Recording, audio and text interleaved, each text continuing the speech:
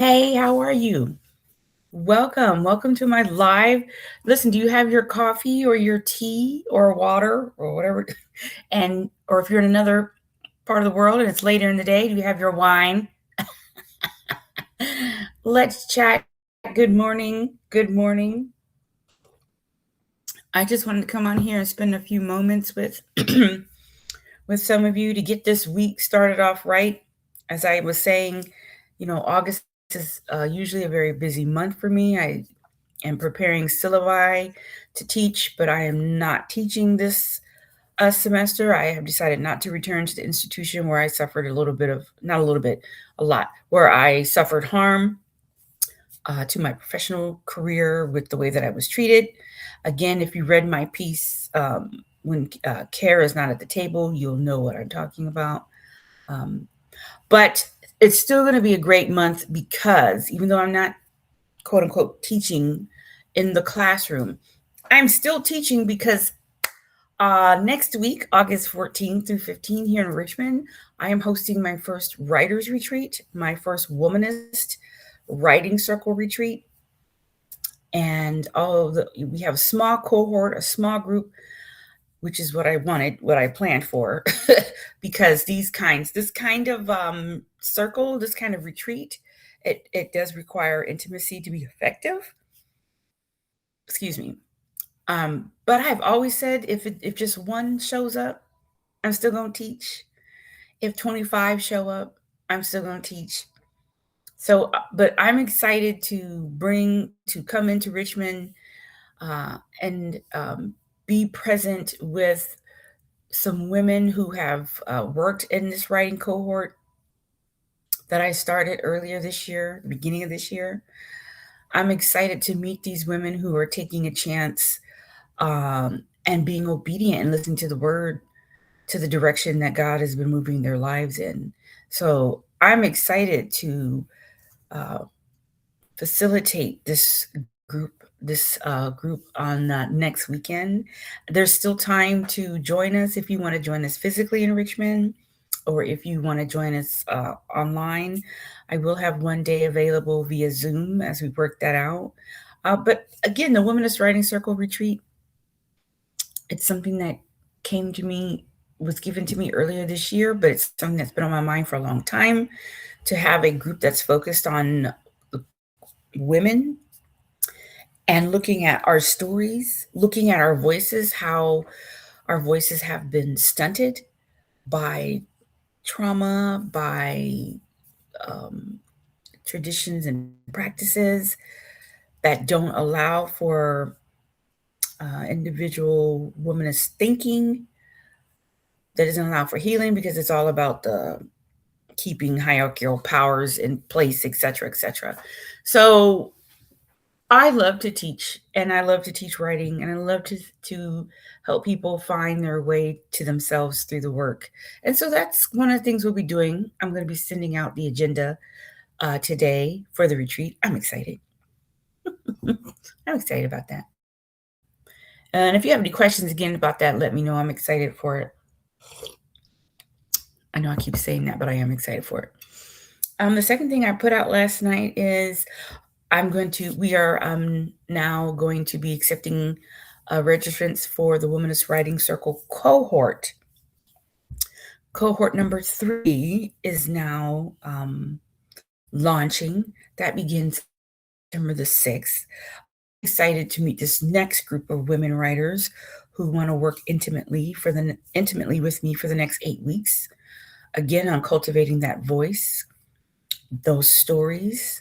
You feel called to tell stories. You feel called to write a book, but whatever that is that you feel is on you that has to deal with the written word.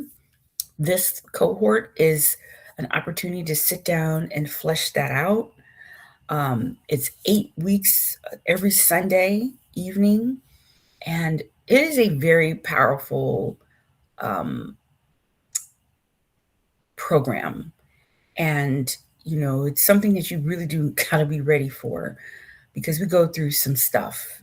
But on the end of it is just plain joy and liberation and healing and clarity And that's what I love about doing that cohort.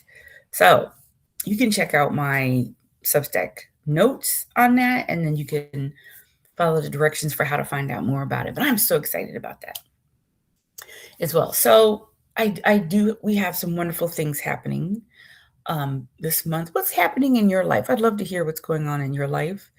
What are some things you're looking forward to? What are some things you've released finally? You know, what are you looking for? Where do you feel pulled? I would love to hear that too. Some of us are back in school, as in we're students. So we are. I am working, or we're in our second course in my doctoral program for creative writing and public theology,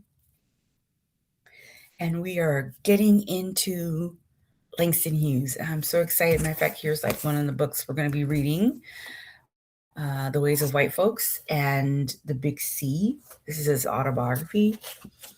And of course, last night I was digging into homework because we've had to read some of his poems that we're going to be discussing. And as you can see, I have annotated the crap out of the poems, and there's more to annotate. But I'm excited about that because we're not only looking at Hughes from a literary perspective, from a cultural perspective, but we're also looking at his writing style, and we're going to learn from his writing style, how he uses language, how he uses imagery, the structure of his work, of his poems, of his short stories, his characterizations. We're looking at all that because, again, for me, I've always believed you can't talk about American literature, at least 20th century American literature and African American literature, without Hughes being in that conversation. You have to talk about Langston Hughes. So what I learned from that course, I'll do what I always do when I'm learning something new. I bring it to the classroom. So I'll be bringing it to everybody. Bringing it here, bringing it in my own work, etc. So I also want to put out that if you're looking for a guest on your podcast to talk about writing, to talk about literature, to talk about my projects, to talk about the Lemonade Mindset, faith healing, growth mindset, I would love to be a guest on your show. Just DM me, send me the details. We can kind of go from there. If you're looking for more one-on-one support for your writing work, I'm also open. I have a limited space for private clients, but that is a possibility. We just need to chat and see what it is that you need and how I can help you.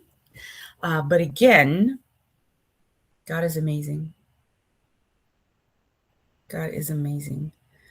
I'm stepping out on faith, even though I'm absolutely terrified, because they know, like a lot of people, typically, well, I have to figure out how to say this because we want to be careful of what we speak into the universe.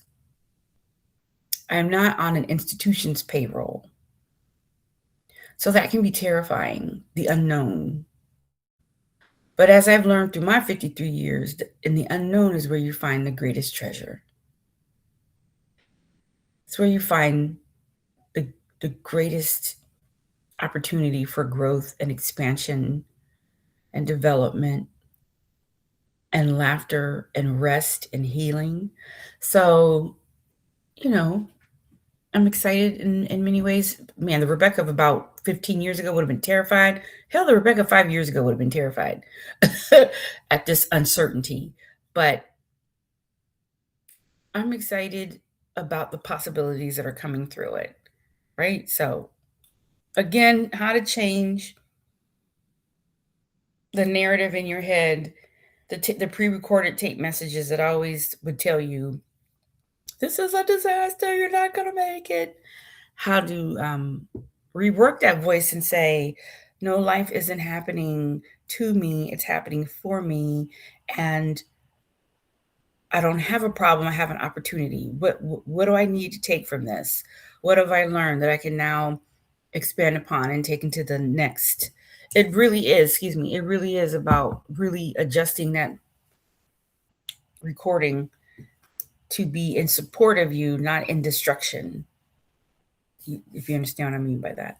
There's this awesome video going around on Threads and on YouTube. The artist's name is I Am Europe, and my God, she has a song out called "The Death of Ego."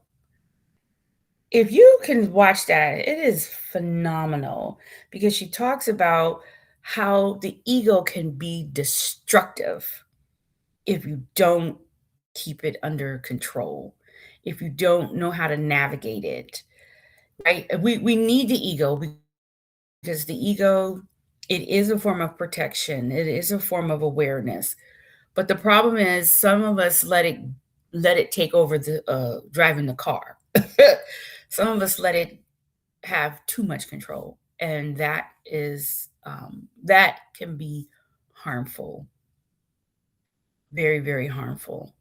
So that video, when she talks about how I let you get, I let the ego go too far, and now you're trying to kill me. And what's cool about it is that it is an exchange between the ego and the self.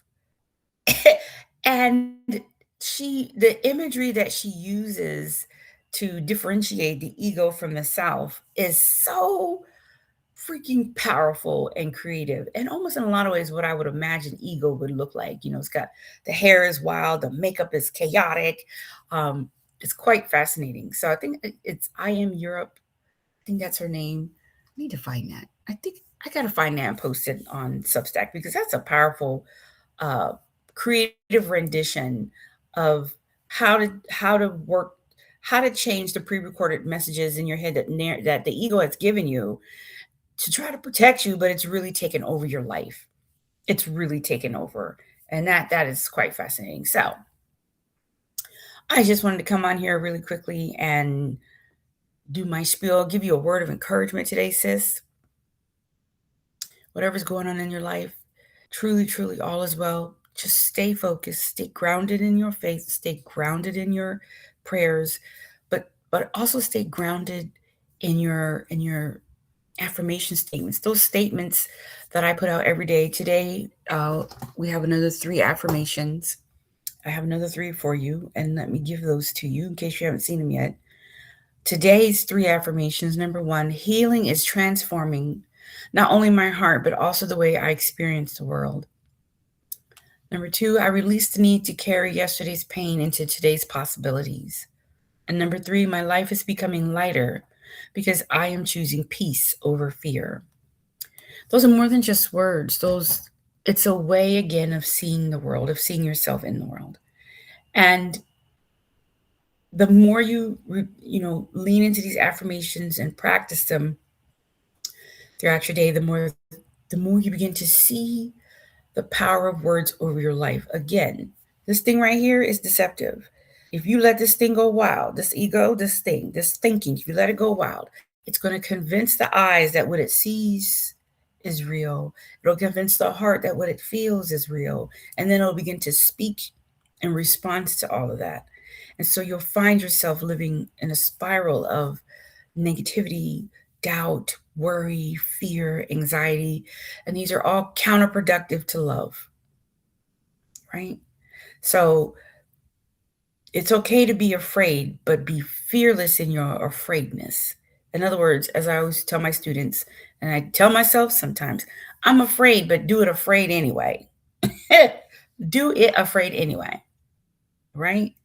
And so that's my word for you on this magnificent Monday. Be well. I love you. I look forward to chatting with some of you again at the retreat or in the Womanist Writing Circle. Again, check out my notes, DM me if you're interested. And I will talk with all of you soon, okay? All right, love you. Bye.